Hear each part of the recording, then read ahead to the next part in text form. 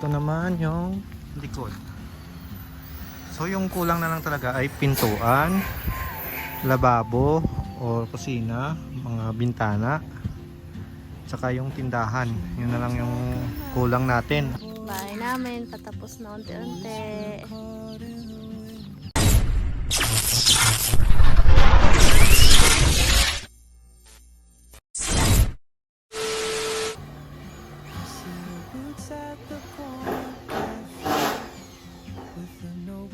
Yun guys, naglalagay sila ng bubong ngayon. Sana ay makalahati muna nila ngayon or mas mabuti kung maubos na.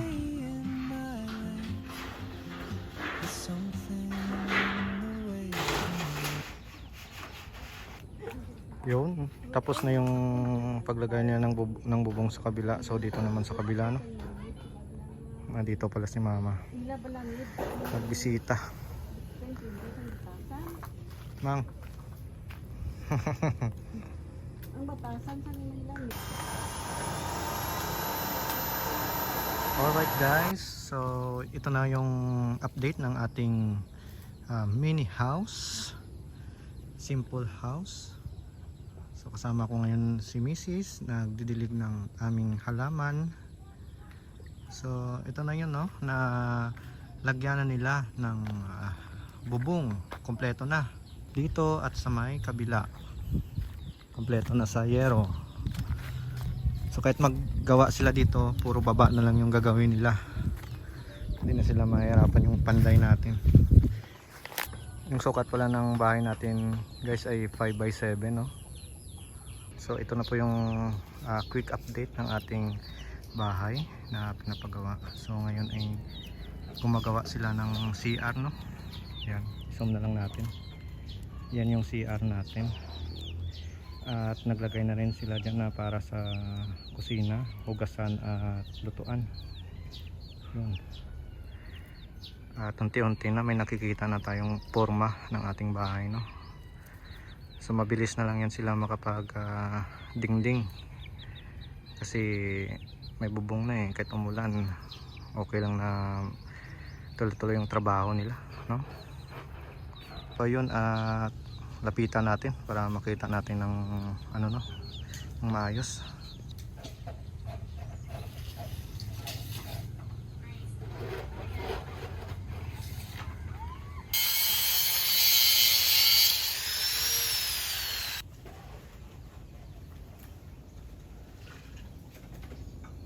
Nakapaglagay na rin sila ng tubo, no, para sa ating deposito.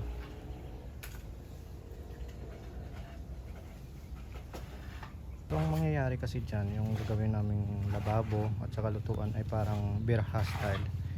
Yung palabas yung ano nila, parang birha.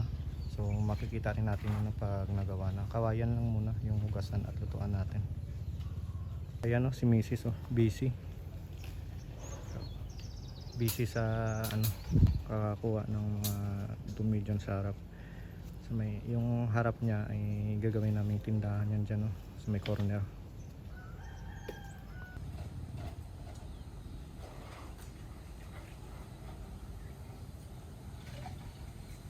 Yun guys, ngayon ay nagpo-flooring na sila, no? At ngayong araw ay sana'y matapos nila ito para walang putol yung pagpo-flooring.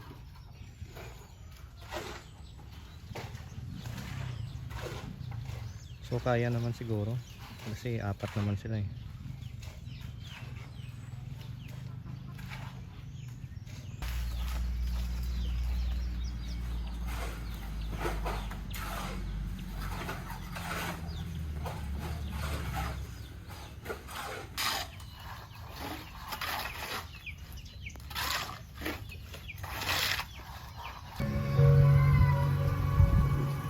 Alright, tapos na ang flooring. Yeah. Yan. Ito na yung tinambakan, yung binakbakan kong lupa.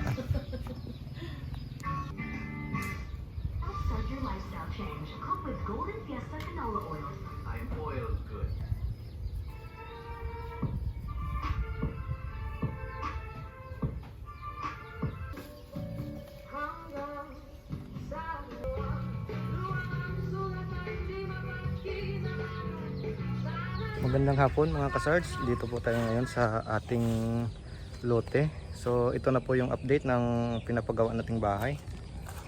So ayun malapit na talagang matapos yung ating pinapagawa na bahay, yung ating simpleng bahay. Yan si Mrs. at busy. So di ako naka-video kanina kasi may lakad ako kanina at saka may ginawa ako.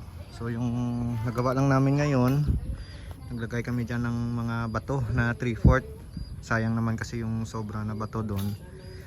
So nilagay natin dito para hindi siya magputik, at nag-flat tayo dito. Kung nahahalata nyo, nakaraan ay may mga saging dito so tinanggal natin lahat ng saging dito. So ito yung mga pinagputulan Yan, mga saging yun at inunti-unti na ni Mrs. Tambak yung mga may sa gilid ng hollow blocks, mga gilid. So ayun, punta tayo dito. So update ko kayo. Yan, tapos na yung flooring.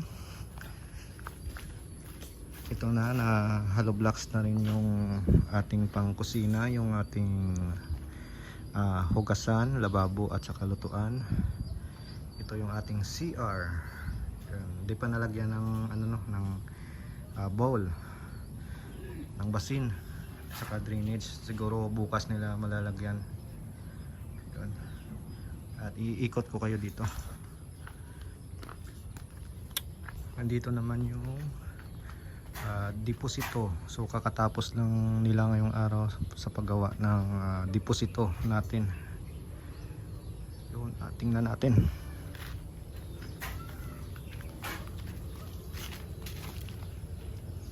Yun, ang lalim. Ganda ng pagkagawa. Pantay na pantay. Ang size ng deposito natin ay 4x5. 5 ang lalim, 4 ang laki. So sakto lang yan para sa aming dalawa ng aking asawa. Yun.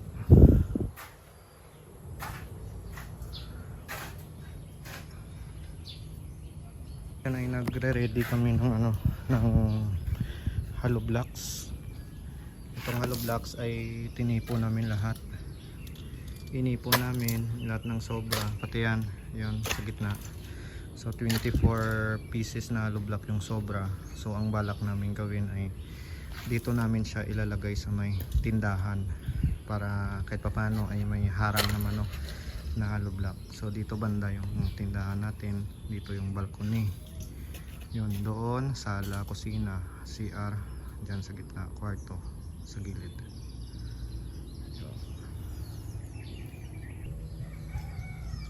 Yun, ito yung lugar namin at dyan kami nakapwesto sa corner lot. So corner lot yung pwesto natin daanan doon at daanan dyan sa harap namin. So corner lot tayo. Magandang pwesto para sa pagnenegosyo. At salamat sa blessings ni Lord, unti-unti na tayong nakakabuo ng bahay. Sana ay matapos yung bahay natin. Hindi, kahit kulang ng gamit, okay lang yan at unti-untiin lang natin.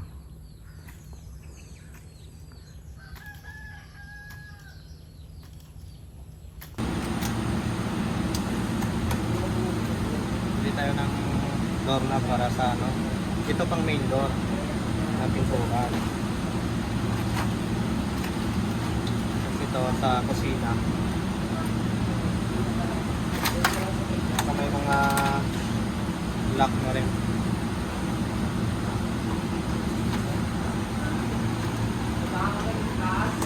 Yung laman ng cart mo, dami yung kuya. Para sa pintuan. Dalawa ng isa. Dito kami sa Timor. Saan mo ito kinuha? Sa ilalim. Guys, at naglalagay na ng pangdingding yung mga panday natin ready to salpak na siguro mamaya yung hard flex. So ayun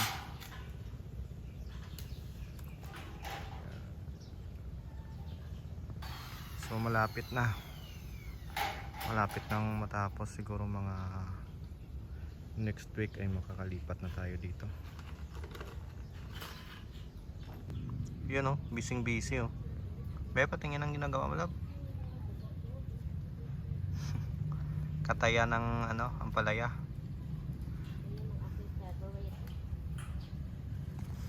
Dito nga eh, tumubo na yung mga tanim oh. Yun yung ampalaya oh. Sa kabila talong. Yan ano, kalabas oh.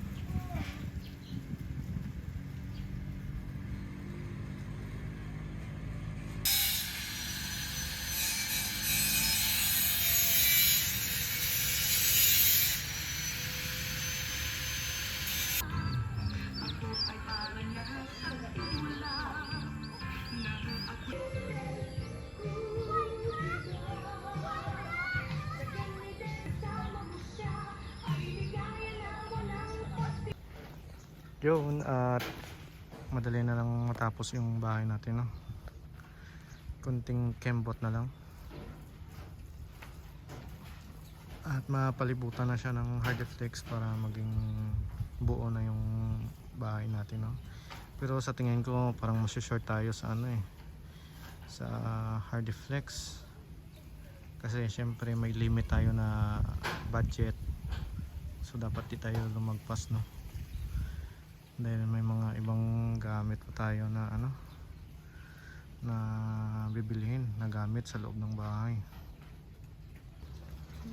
Ang importante lang naman ay matakpan yung buong bahay no, yung mga kulang-kulang ay kaya tayo na lang yung ano maglagay. So dito sa kabila may kaunti pang natira at saka yung mga bintana, screen na lang yan. At yung open dito, yun yung tindahan.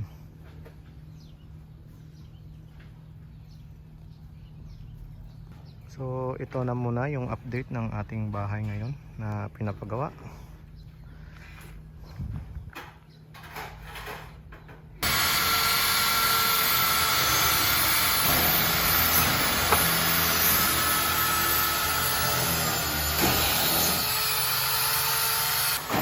Yan guys, at tapos na dito banda no.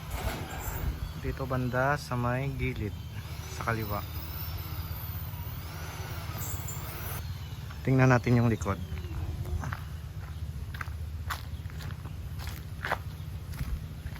Ito naman yung likod. So yung kulang na lang talaga ay pintuan, lababo o kusina, mga bintana, saka yung tindahan. Yun na lang yung kulang natin, at saka yung sa taas.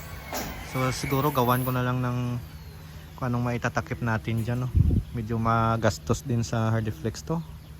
Nakano na tayo eh, 22 na hardflex kasama yung pintuan dyan. Pintuan lang muna na hardflex ngayon. Ito yung bandang likod.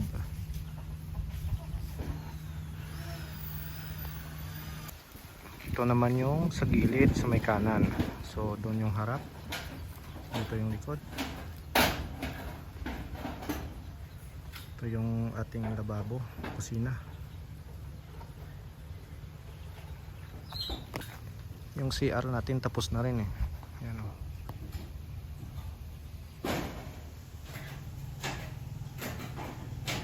So may kunting ano na lang lalagyan. Okay, malapit na.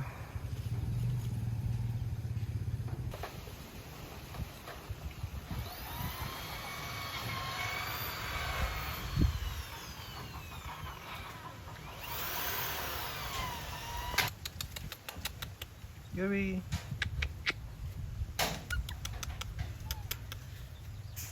Yuri.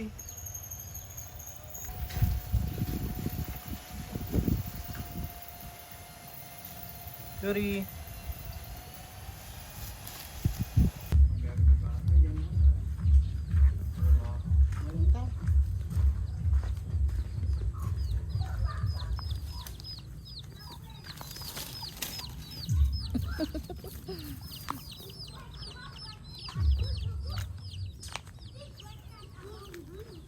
Seryoso si Manong, oh. No filter. I need alalay. No, I'm a vlogger. Dami bata, oh. Yes. Bahay namin, patapos na unti-unti.